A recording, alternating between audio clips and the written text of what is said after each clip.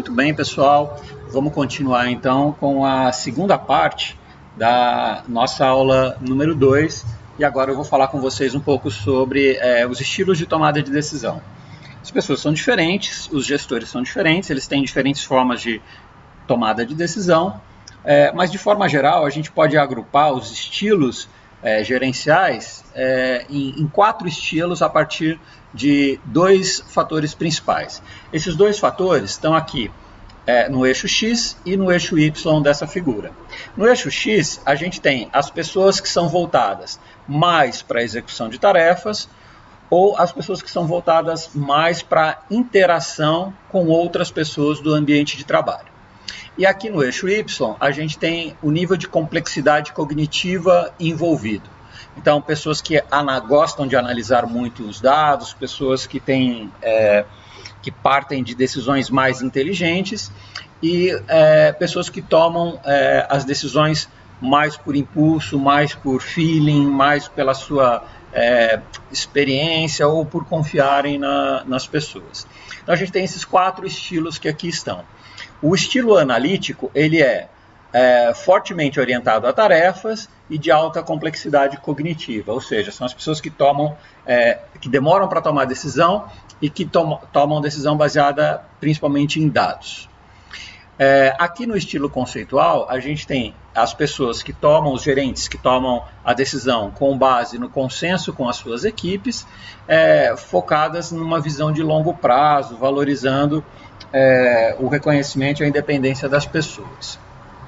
Aqui no estilo diretivo, a gente tem as pessoas, os gerentes, que são orientados à execução de tarefas e que visam curto prazo, rapidez e eficiência.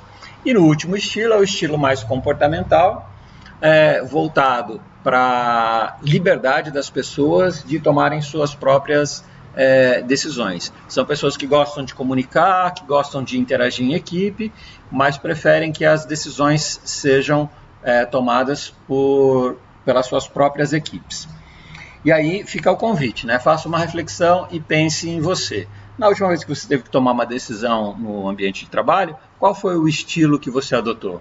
Mais analítico, mais conceitual, mais diretivo ou mais comportamental? Bom, como é que as empresas fazem o processo de mudança a partir das tomadas de decisões? E aí eu estou falando das mudanças do cenário tático para o estratégico, as mudanças mais importantes.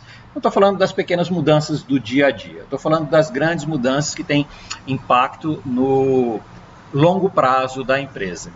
Normalmente as empresas já têm uma forma de agir no mercado, né? Elas têm os seus processos já mais ou menos definidos. É o que Kurt Lewin, que é o autor dessa teoria, chamou de congelamento.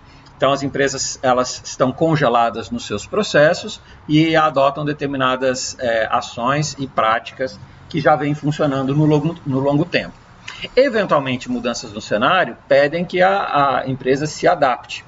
Para ela se adaptar, ela precisa então passar por um processo de descongelamento, abandonar os processos antigos e identificar, por meio de novas ideias e novas práticas, formas de como ela pode conseguir vantagens competitivas em relação aos seus concorrentes por meio de mudanças estratégicas, por meio de mudanças no ambiente corporativo da empresa.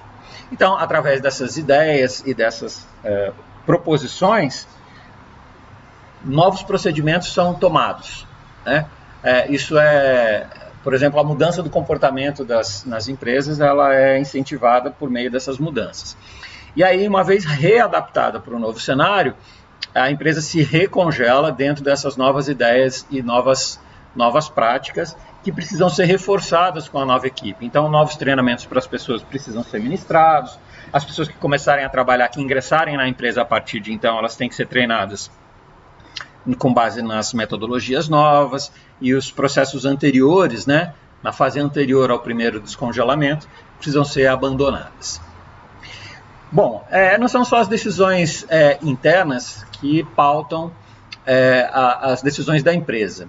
Então, algumas questões precisam ter um olhar um pouco mais amplo antes de ser tomada a decisão definitiva. E aí a empresa precisa olhar no contexto que a gente chama de ambiental. Ambiental não no sentido só do meio ambiente, mas do ambiente organizacional em que ela está inserida, no ambiente competitivo, no ambiente de mercado, no ambiente regulatório que ela está inserida. E aí eu trouxe alguns pontos aqui para a gente discutir. Então, por exemplo, a adoção de novas tecnologias é fundamental para que a empresa se mantenha ativa e líder no mercado. Outro fator são as questões chamadas socioambientais. Isso significa cumprir as normativas sociais, trabalhistas e ambientais também. Outra coisa é ter ética, a empresa não pode... Ela precisa ter um código de conduta, ela não pode fazer o que ela quer, ela vive dentro de determinados parâmetros legais e sociais, né? Determinadas ações, determinadas posturas não são mais aceitáveis no mercado do ponto de vista ético. Ela precisa estar preocupada com a saúde e segurança do trabalhador e ela precisa estar preocupada com governança corporativa. O que é governança corporativa? Governança corporativa não tem nada a ver com governo, tá? Governança corporativa tem a ver com a forma como a empresa toma a decisão e que transparência ela oferece para os seus stakeholders, né, para as suas partes interessadas, fornecedores, clientes, todos que têm algum tipo de interesse no que a empresa, nas funções que a empresa executa no mercado, de que forma ela se torna transparente para esses diferentes stakeholders, certo? E aí eu trouxe aqui 4 exemplos para discutir com vocês. Foram 4 notícias que me chamaram a atenção e que acho importante a gente discutir. Primeiro foi uma notícia divulgada amplamente na mídia, que o jornal britânico The Guardian, que é o jornal mais importante, um dos jornais mais importantes do Reino Unido, parou de aceitar a publicidade de empresas de combustíveis fósseis, como a Exxon, por exemplo, que é a Esso aqui no Brasil.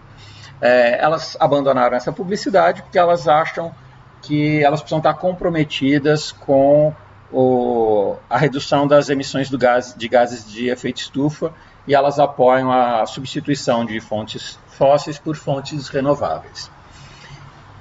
Uma outra notícia que me chamou a atenção foi essa da Coalizão Nacional contra a Incineração do Lixo. Então, o lixo é um problema social muito grave, que tem se agravado cada vez mais à medida que nós nos transformamos em uma sociedade do consumo, e a falta de espaço nos grandes centros urbanos tem levado algumas empresas a propor soluções de queima do lixo, o que é uma medida totalmente equivocada do ponto de vista ambiental, social e logístico também, porque quando você queima um resíduo sólido, você está queimando dinheiro no fim das contas, dinheiro que poderia ser revertido se aquela matéria-prima fizesse a logística reversa e reintegrasse o ciclo de produção. Então, eu trouxe essa notícia aqui do Instituto Polis para chamar a atenção de vocês de que já tem muita gente pensando e se mobilizando contra essa ideia dos incineradores de lixo. E por último, uma questão relativamente polêmica.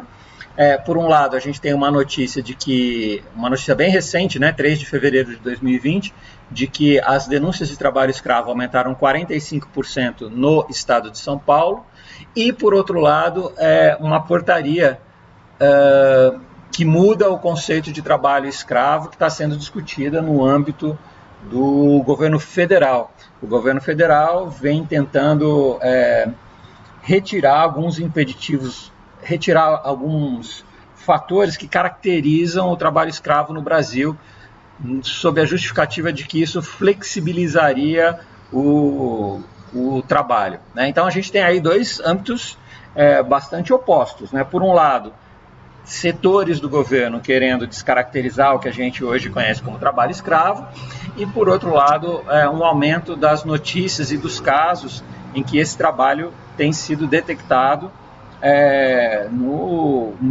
na nossa sociedade. E aí eu não estou falando nem dos rincões do Brasil, a gente está falando aí do estado de São Paulo. É uma coisa realmente muito grave. Bom, eu encerro por aqui essa nossa aula e fico à disposição de vocês para eventuais questões. Vocês podem mandar e-mail para mim. Meu e-mail está lá nos primeiros slides de aula que eu compartilhei com vocês. É ericopagoto@yahoo.com, sem o BR no final. Fico aguardando as mensagens de vocês e a gente se vê em breve numa próxima aula. Um abraço.